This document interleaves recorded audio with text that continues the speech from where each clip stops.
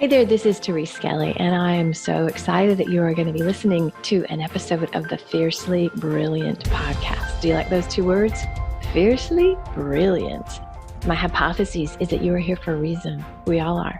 Our souls have led us on journeys that have very often taken some twists and turns, and sometimes it's not pretty. Sometimes there's struggle and there's loss and there's challenge, and in the middle of that, there's always a way out. And it's those times that often lead us into our great life and work. So you're going to hear stories in these episodes of myself and other beautiful people that share the journey. They share how they got to the place where they're standing, working in their brilliance, and being the powerful leaders that they are. So stay tuned and enjoy this episode. This is Therese Skelly, and we are back with another episode of the Fiercely Brilliant podcast. One of my favorite things to do is interview amazing people. And today I'm excited to interview Amanda Schneider. So you are going to love this woman. So I just got to tell that I like backstory. Amanda's going to tell what she does in a minute. But for me, Amanda stalked me on Facebook. And I'm not on Facebook, on LinkedIn. And I have this not even love-hate, like a hate with LinkedIn, because people are like, hi, what's your greatest business challenge? Do you want to book a free call? I don't even know you, right? And Amanda just put this I'd like to connect. Here's my calendar. And I normally delete all those messages, but there's something about Amanda's message. And I'm like, who is that chick again? And I was probably like a horrible person because it took me 4 to 6 months to get back with you. I'm just however long. But anyway, we finally had a connection call and I was like, this woman is amazing. So I am just delighted that we've connected. I got to experience some of the work that Amanda does, some of her brilliance. I've been just seeing her catapult in her life and her business. It's been really cool. And so when I thought of who I wanted to bring on, y'all need to know Amanda and her cool work. So Amanda, tell us, well, first, hi. How are you here? Hi. How are you? Glad you're here. Thank you so much. Sure. And so tell us what you do. It's pretty fascinating. It's like, what? Absolutely. So I came across this methodology about 6 years ago when I was in direct sales. And first of all, let me back up. I'm a trainer, a coach, and a speaker. And I use a methodology that has been designed to predict buying behavior in people. And what I love so much about it is that it's, it was designed for the sales arena. However, when we really look at buying behavior and sales, it really comes down to influence. And at the end of the day, every time we're in a conversation with somebody, we're either in the act of influencing through our communication or somebody is trying to influence us. And so honestly, I get to teach people how to communicate better and more effectively. Good. Yeah. That's really, to know it's nice to know yourself and your style and what your strengths are and what you're maybe not so great in. And, so that's really fabulous. Yeah. And so, it's like love languages. What I love so much about love languages, because it's not about us, it's about who we're talking to and adjusting our conversation to who we're talking to. So what lights you up about the work you do? Really, so I'm a teacher at heart. I was a middle school and high school teacher before I had my boys. I have 3 boys now, 11, 9, and 7, and was fortunate enough to be able to stay home and raise them. And I always missed that connection. I really love seeing people, they say the light bulb moment turn on when they're able to make a connection. And what I've found is when I'm training this methodology with people, they'll come in to learn to, grow their business, but yet they're making all of these personal connections like, oh my gosh, that's what happened in my family, or wow, this is what happened. And just being able to see them make that connection. And, as a teacher, I think we all, those of us that love teaching, love being the facilitator of those moments. Perfect. That's magical. Really nice. So this podcast is called the Fiercely Brilliant Podcast because my hypothesis is what I want is for my people to be able to step in the world and just like own their brilliance. And so when you hear the concept of fiercely brilliant, like what does that mean to you? And how does that apply to you? Gosh, I love those two words separately. Also love how you use them together. Yeah.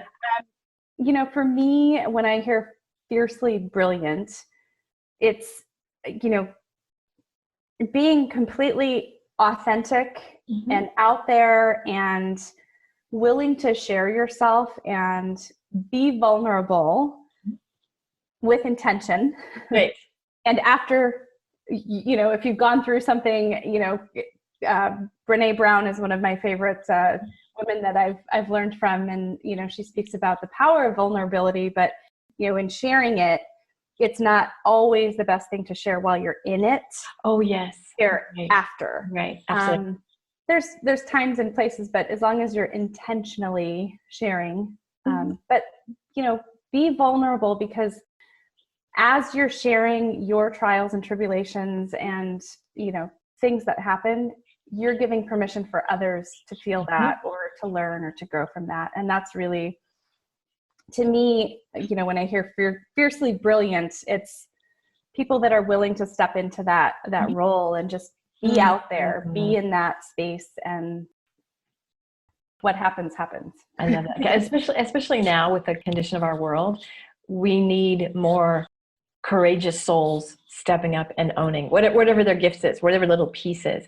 And, you know, I'm kind of a shame buster, you know, I'm like, I hate shame more than anything in the world. Like that is my, and you're not supposed to have hate energy. I understand that. But my point is, shame derails so much.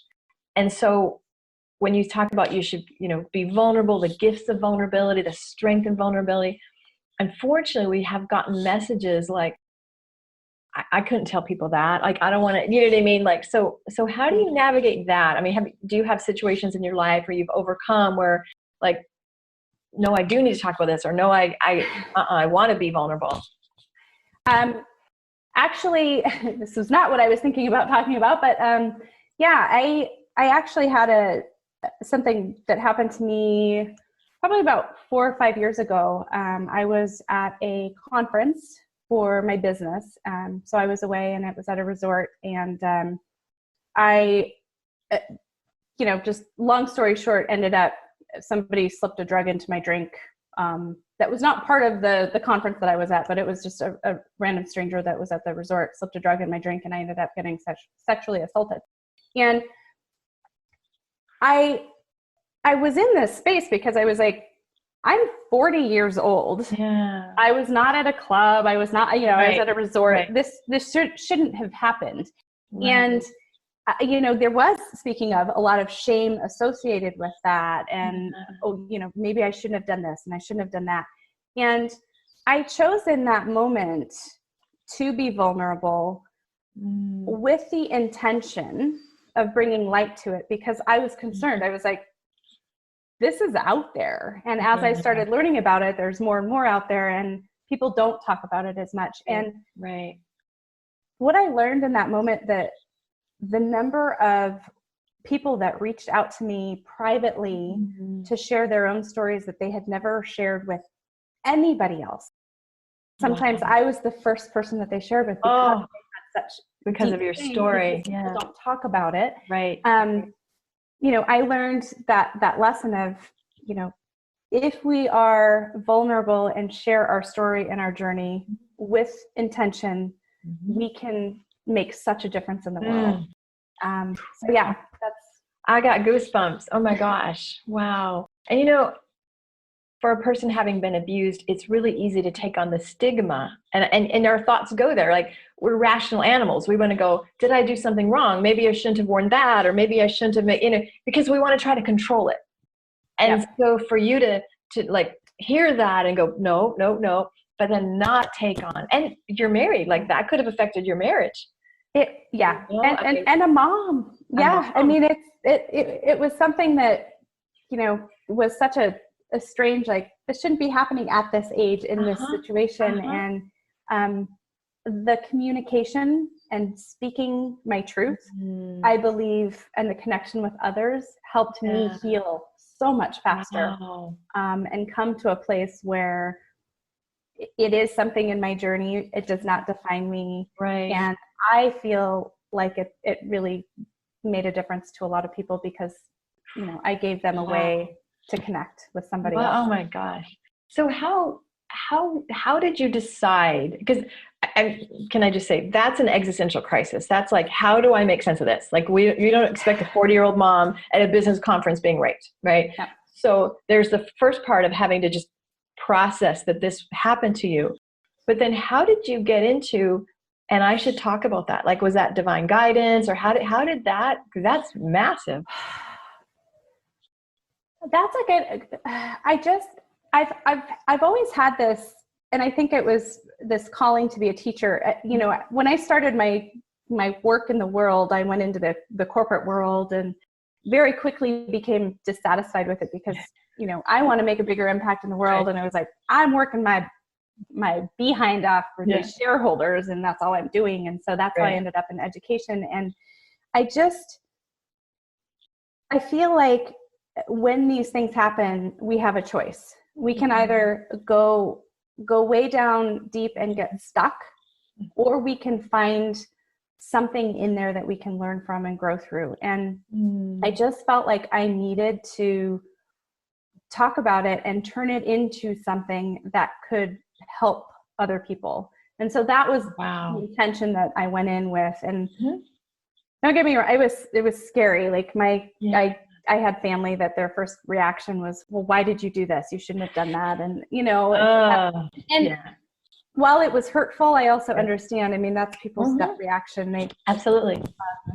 Everybody has different ways of showing that, but it was scary putting it out there, but the reward that I got amazing.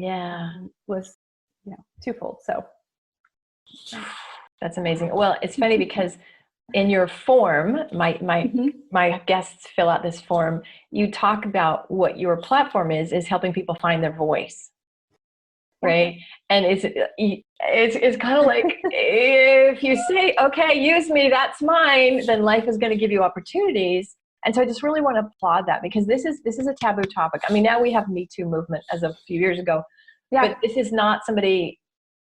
You know, people talk about root canals, liposuction. They don't talk about, that time I was raped 5 years ago, like that just people like freak out. Yeah.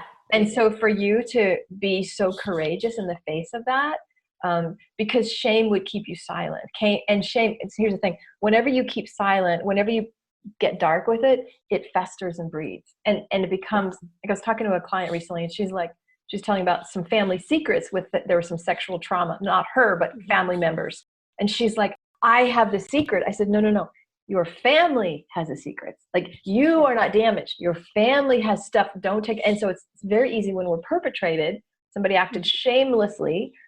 So you were going, oh, hell no, I'm not taking your shame on. Right. And that's the only way through is just to kind of, nope, it's not mine. And then use your experience for the good. So, oh my God, I didn't know this story. And so I was, again, not intending on talking about it today, but you brought up that shame part and I was like, oh yeah. Wait a second. Yeah. It's really, how do you do it though, when maybe you were different, but a lot of people that have been abused or had, you don't have to have been raped. Maybe you were verbally abused. Maybe you had family that didn't see you. It's hard to stand and own your value. Right. For you, somebody defiled your body. Maybe for somebody else, there was other stuff they had to encounter. But what would you say to people that like that's not you? Like, how do you help people get past that? This happened to you or you experienced this, but you're more than that. Well, first of all, I still work through this every day. I think, everything, life is a journey and we never arrive. We're always growing. So for me, what I found is that really digging into, continually checking in and learning about self-awareness, learning about, new tools, always having, a coach or a mentor to talk things through. And that's one of the reasons why I have really found that I love what I do in teaching this bank methodology is that, in helping people learn how to communicate better. There is a lot of self-awareness that comes with it, and growth, and just staying in that mindset can just really help. And I think I lost track of your question. I hope I answered that. No. It's like, well, I guess, I think in order to be fiercely brilliant, you have to be greater than your circumstances.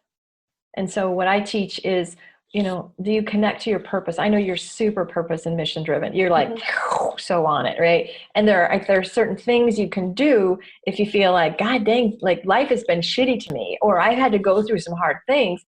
And yet there's that desire in your soul for more, to serve more, to be more, right? And so sometimes those seem almost in competition with each other. Like, I really want this, but God, look what I had to go through. So how to not be a victim, how to be victorious. So like, riff on that. It's resilience. It really comes down to resilience. And that's been a huge theme with me lately. Is now my oldest son is in middle school, and we live in the East Valley of Arizona, and we've had epidemic rates of teen suicide. And being a former teacher and now being a parent, and my son is at a middle school that 3 boys actually went through and completed suicide over the last several years. It's become a big topic, and in our conversations we've talked about why is this, and it comes down to resilience. And we were talking about how kids in lower socioeconomic status, or people that go through struggle, learn that, today's a bad day and tomorrow's a new day, and I'm going to get through it. And they build up that resilience. Right. And so we've been having this conversation of, in a higher socioeconomic status where we have the means, where we, give our kids what they need, where they don't have to worry about shelter and food and all of those things, they don't necessarily build that resilience until, unfortunately, trauma happens or tragedy happens. Right. It really comes down to getting, dug in, connecting to community, having as many communities, different communities as you can, knowing yourself and knowing that, today sucks and tomorrow's a new day. And I just had that last week. The whole week sucked. I was like, oh, this is a tough one. We've got 3 weeks, we're trying to homeschool. And I'm like, okay. And, I was like, okay, it's a new moon, and, there's all this stuff going on. But it's realizing that you have these extenuating circumstances outside of yourself. And if I can just take another step forward, if I can just get through another day, I have a morning routine that I do where, Hal Elrod, Miracle Morning, I love him. I just got to see him keynote. He talks about having this morning ritual and routine to set your day up every day. And that has been such a powerful way to start my days and really get my mind focused on moving forward. Nice. I love that you bring up the concept of resilience, because years ago I read there's resilience studies. Like, let's look at Oprah, right? If anybody deserves to be a wreck, it would be Oprah, based on what has happened to her.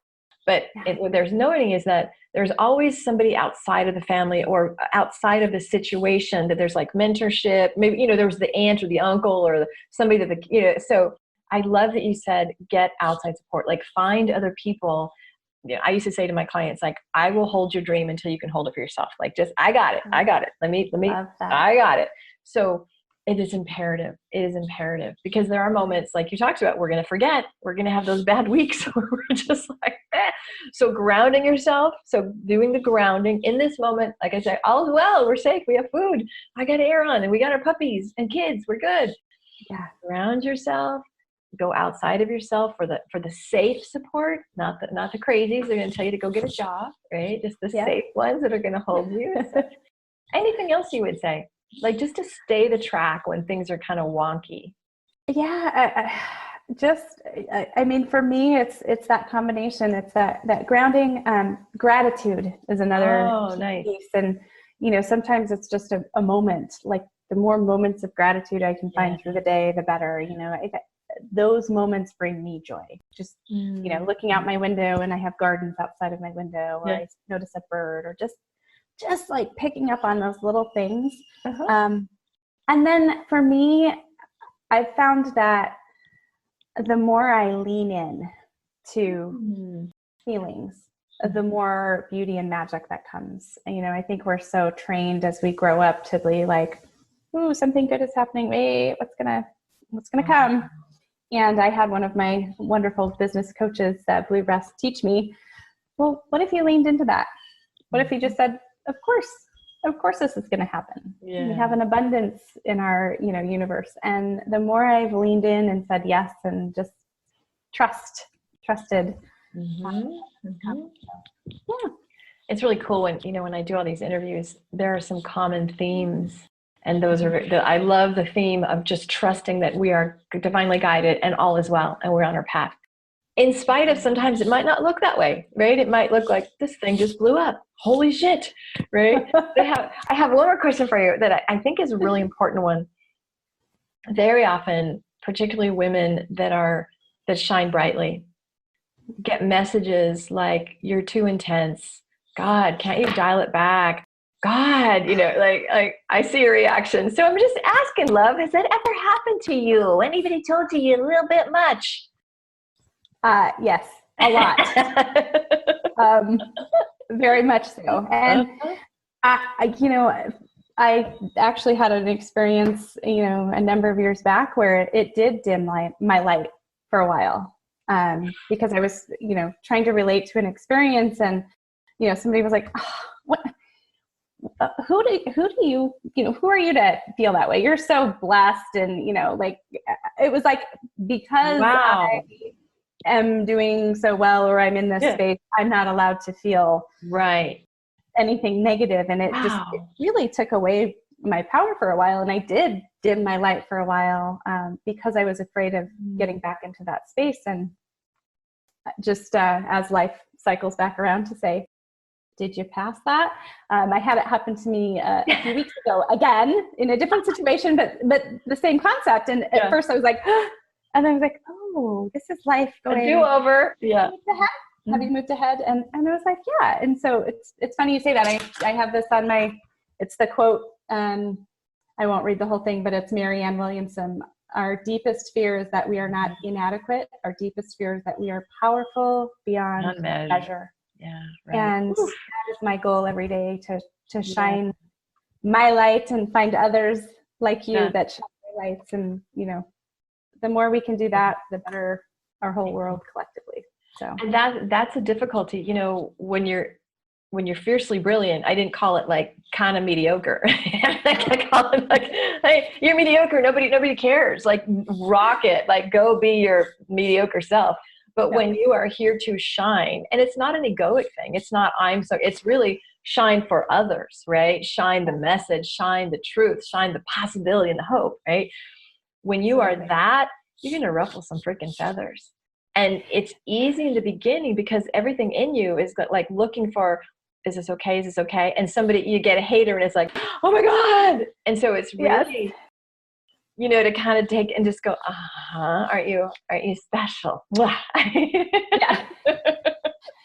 It is tough. Yeah. And the brighter you shine, sometimes the more you do get that negative feedback. And again, it's an ongoing daily process of like, oh, I thought I was there. Am I there? And, you know, continuing like, nope, lean in. Yeah. Yeah. And then the feedback comes where you make that connection. Absolutely. Even if it's just one person. Absolutely. That's what we're here for. Difference. You know, years ago when I was married, my husband would always be like, God, you're so intense. So I was always like, it was really subtle. Like, do you have to be that intense? And I just finally woke up literally one day and I'm like, you know what? Fuck you. This is passion. Like, I just am like, wait, you know what I mean? Like, I'm not being a pain in the ass. Like, this is good. You will not extinguish this. And so I want y'all to hear that. If there's somebody in your life that's like, you know, get out. Listen to us.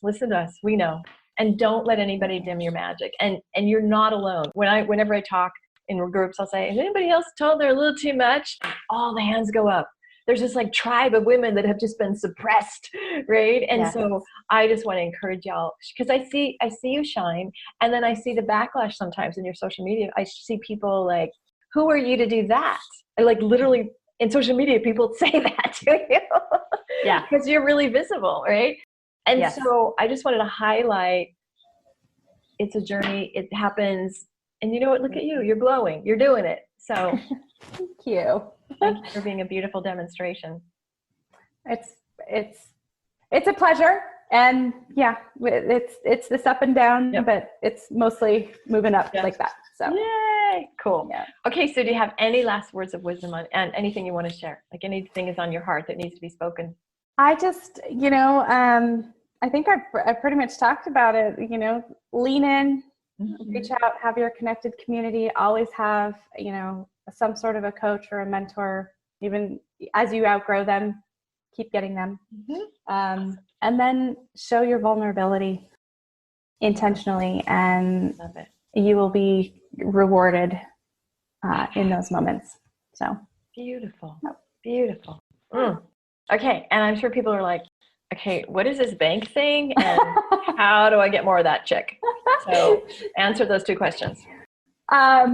So if anybody has any specific questions or wants to learn about upcoming trainings, I do introductory trainings for free a lot of the time. I don't know if my contact information it will be. Yeah, it'll be all there. Okay. Yeah. And I also have, I wanted to offer a free gift of cracking your code. It's personality science, but again, it's that powerful shift. But there's like 12 values on each of the 4 codes. And there's a link, crackyourbuyerscode.com. And if you go there, you'll see the 4 cards. You sort them in order of importance to you. And then when you submit, I'm the only one that gets your information. I promise I will not spam you. You'll get a free personality profile, and it'll kind of start that process, because I think a lot of us that are too much are high in our nurturing and in our action. And perhaps we have grown up in environments that are high in knowledge and blueprint that don't always appreciate that. Right. And so this was the first step of really making my action okay. Yeah, nice. And just like, there's nothing wrong with me. I just show up differently. So it's just basically how you're wired. It's very permission giving. This is how you're wired. It is. And I do want to clarify, you don't have to be a salesperson to take this, right? So absolutely not. And that's what I love. It's had such a profound impact on my marriage with my husband of 17 years and how we parent our 3 boys. And I actually am working on bringing it into schools, because, if teachers could understand that their kids show up differently, that's my heart and passion project right now. So it has nothing to do with sales. It's everything to do with communication and being able to, communicate better, raise your emotional intelligence, and impact relationships. Fabulous. Oof, good stuff. And we will post all those links. If you want to grab a session from her, I got an assessment. It was really cool. When I got mine, it was like, Summit was like, I knew that. Some was like, wow, so it's definitely do that. So, all right, Liv, it's been so fun to hang out with you. We should do this more. We live in the same state, right? So we should have lunch or do something. Well, when we can socially see each other. Yes. Living in the days of a pandemic. Anyway, this has been great. And thank you all for watching. Love your comments. Like, what are your takeaways? Reach out to me personally, ts@treeskelly.com, if you have any questions. And if we have contact information for Amanda, feel free to reach out to her. And thanks again. Absolutely. Mwah, peace and blessings. Bye now. Thank you. Hey, I really appreciate you listening to that last episode. And I would love to get to know you a little bit more and to get to connect with you on a deeper level. And here's what I suggest. I've got a Facebook group that corresponds with the content of these podcasts. It's called Fiercely Brilliant Women in Business with Therese Skelly. So if you just search Facebook, Fiercely Brilliant with Therese Skelly, you'll find the group. It's a really nice group. It's a small group, and I'm super active in it. So each week we have a lot of supportive conversations. I share a lot of resources. I do a lot of coaching on the spot, and I would love to have you join me there. So if you like the vibe of this podcast and you want to hang out with a pretty darn cool community of women, Join us at Fiercely Brilliant on Facebook with Therese Scally. Alrighty, peace and blessings, and I hope to see you in the group. Bye now.